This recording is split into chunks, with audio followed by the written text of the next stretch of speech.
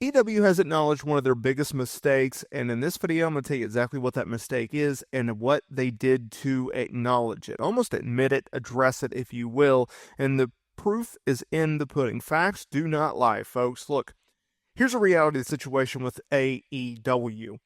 They have never been colder. There has never been less buzz. There has never been less tickets sold or television ratings drawn, anything like that. That's the facts.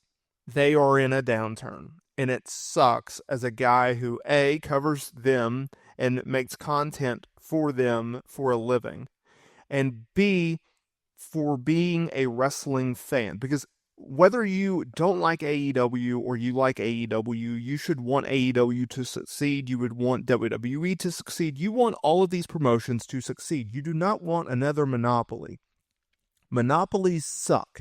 It doesn't matter whether it's pro wrestling or the industry. And AEW and Tony Khan has been under fire for the last year or so from fans because their psychology on booking is laughable, in my opinion. You can have the tagline, "This is where the best wrestlers wrestle." That's great. I'm glad to hear it. Is that your promotional tactic to saying, hey, this is how we differentiate? We have a difference between us and WWE. Yes, that's great. I'm glad to hear it. I think it's smart marketing. However, when it comes to your booking philosophy, maybe you should not book a guy that has no star power but can put on a great match versus a guy that has even less star power and can put on a great match.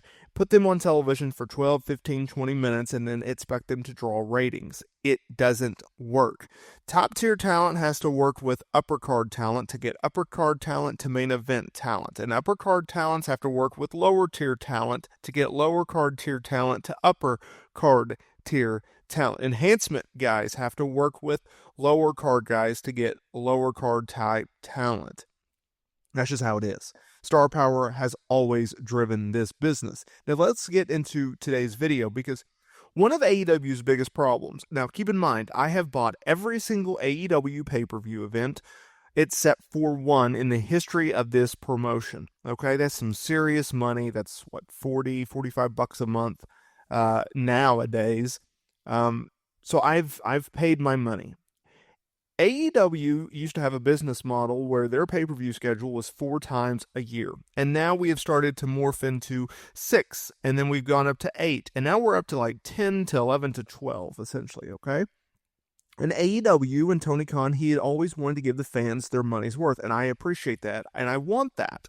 And so what he would do is he would stack these cards, and I was appreciative of that. The only problem is he would stack these cards with 13, 14, 15, 16, 17 matches, and they would go 7 hours.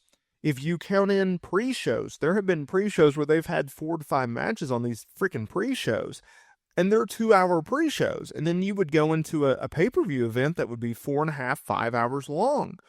And they would do that every single month. And by the time you had 4 matches to go on this freaking pay-per-view card, and you're already 4 hours, 5 hours in, or 3 hours in, you were burned out because you had seen every type of style. Well, World's End just took place. And World's End, obviously headlined by the Fatal 4-Way Botch Fest with John Moxley retaining the world title. That was a brilliant match. They did something very interesting.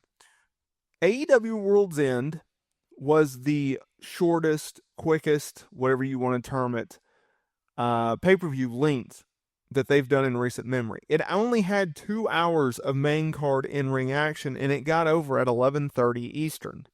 Usually these cards don't wrap up until midnight, 12:30, 1 o'clock sometimes. So, at a time where AEW has come under fire, at a time in which Tony Khan's booking philosophy has been called out, in which AEW has been on a downturn, they've been on a decline, they've never been cooler, they've never been colder. AEW has at least seemingly acknowledged one issue of, okay, we are no longer in the business where we present 4 pay-per-view events per year. Now we are going to a much broader pay-per-view schedule. We don't need to have every name under contract on these cards. Okay, we don't need to have 3, 4, 6-man tag team, 8-mans on these shows anymore. We don't need that. And so with World's End, they had 8 main card matches. I got no problem with that. And then they had 3 pre-show matches. Now, the pre-show matches, let's be real, they never mean anything.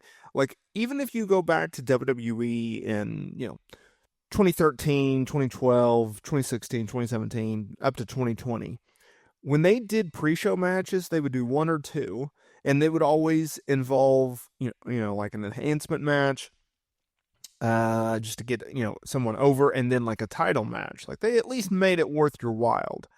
With AEW, they're just booking matches, like Jeff Jarrett versus QT Marshall. I understand they were leading up to Jeff Jarrett's announcement. Toni Storm was on the card. She beat Layla Gray. It should have went much shorter than it did, but you're trying to get Toni Storm on the card. She's one of your bigger names. I get that. But, like, they had an 8-man tag. Didn't need it. Just AEW's pre-shows, it never fails. They're always skippable.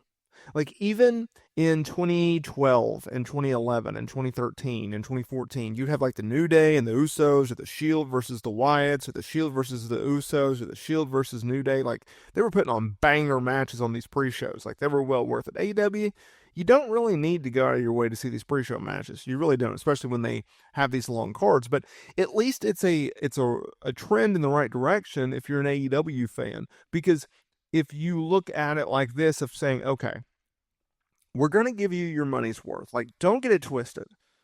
AEW puts on the best pay-per-view / premium live event product in the business right now. And they have been since their existence. They have not been topped ever on that in terms of in-ring action. You get to see every style known to mankind, and it's always a banger. Like, you never tune off of a pay-per-view event like feeling like you got ripped off, or you didn't like the show because of the matches.